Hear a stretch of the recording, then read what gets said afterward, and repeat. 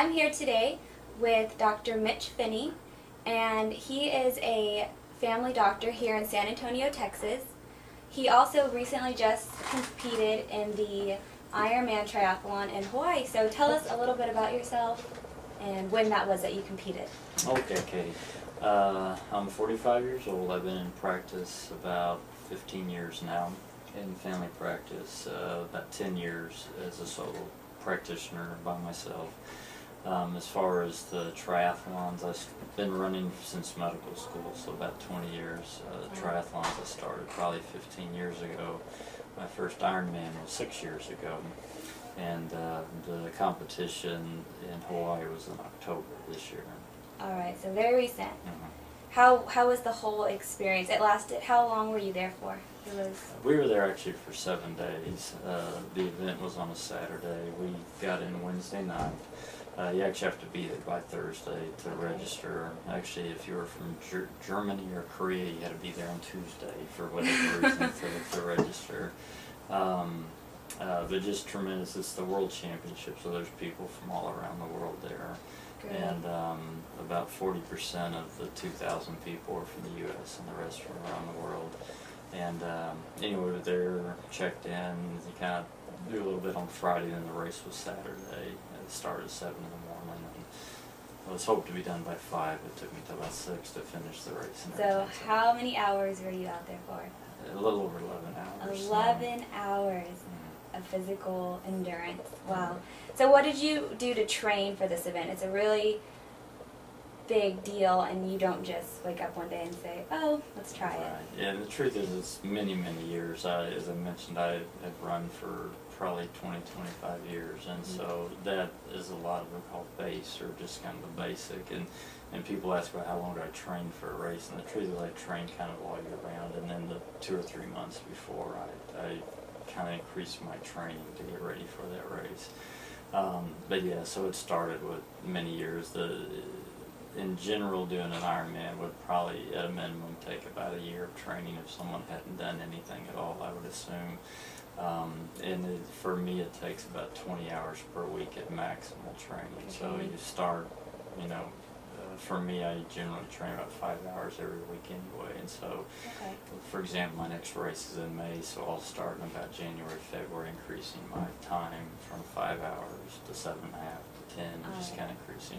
And that training then is divided among the 3 events: swimming, biking, and running. Since swimming is a small portion, that's 10% of my time is spent swimming, basically, when I train. And I just wanted to make that clear for those of you who don't know, in the Ironman race, it is, the 3 events included are the first event is the swimming, then there is a bike ride, and then a run.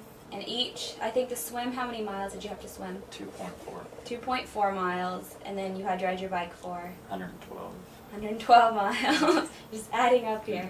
And then the run was? 26.2. A marathon run. Okay, wow.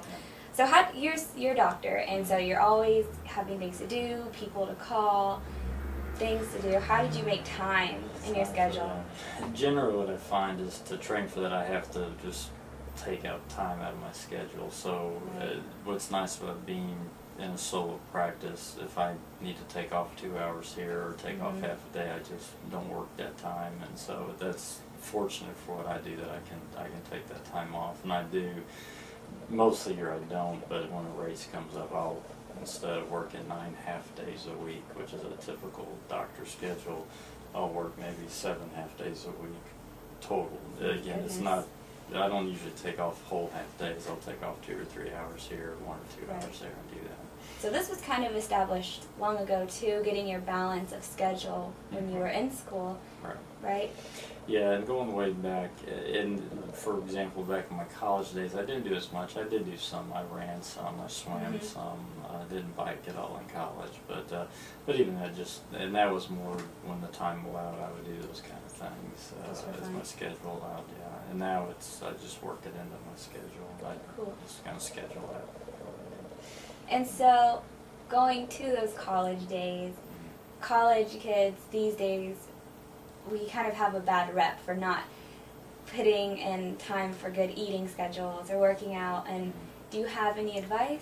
for that? Yeah, one, I know it's at college, I remember you're invincible and your body feels good. It doesn't hurt. Wait till you get older and then things start to hurt. But yeah, and that's the best time to start a habit. You get a lifetime sport or a lifetime habit of exercising, of aerobic exercise, and that's incredibly important for health.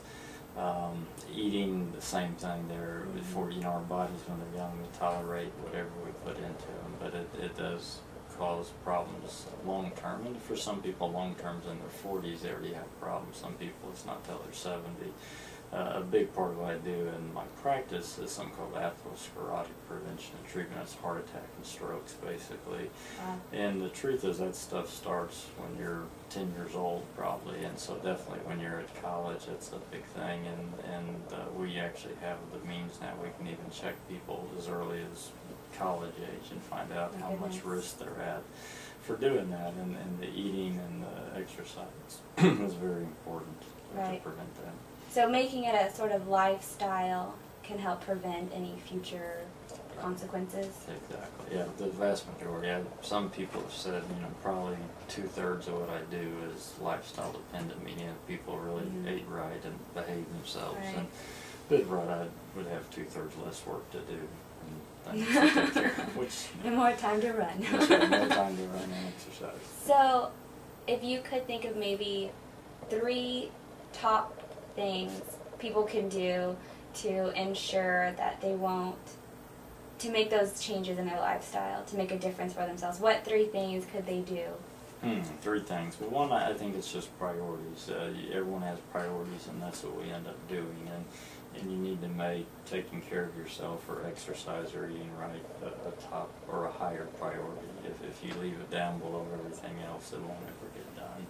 And so that's the to me kind of the summary of everything. So, you know, and the other thing with exercise, I tell people just start slow. You don't have to do an Ironman by any means. You know, if you go walk for 20 or 30 minutes, that's the best thing you can do. It's free, it doesn't cost anything, and it's good for you.